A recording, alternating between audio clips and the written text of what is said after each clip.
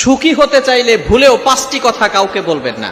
খুব সাবধান, 5টি কথা ভুলেও কাউকে বলবেন না। যদি আপনি আপনার লাইফে হ্যাপিনেস, সুখী এবং আপনি যদি সুখময় একটি জীবন চান, তাহলে আপনি আপনার লাইফে কাউকে এই 5টি কথা কখনো বলবেন না।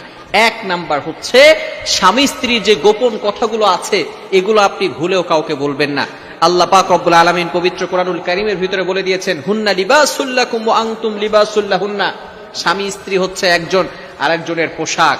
সুতরাং কখনো স্বামী স্ত্রীর যে গোপন কথাগুলো আছে এগুলো আপনি ভুলেও কাউকে বলবেন না।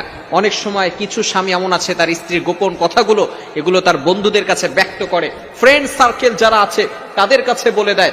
আবার অনেক সময় অনেক স্ত্রীরা এমন রয়েছে তারা তার স্বামীর যে গোপন কথাগুলো আছে সেগুলো তাদের বান্ধবীর কাছে এবং প্রতিবেশী যারা আছে, ভাবিরা যারা আছে তাদের কাছে বলে বেড়ায়। খবরদার, এই ভুল কাজটি কখনো করবেন না।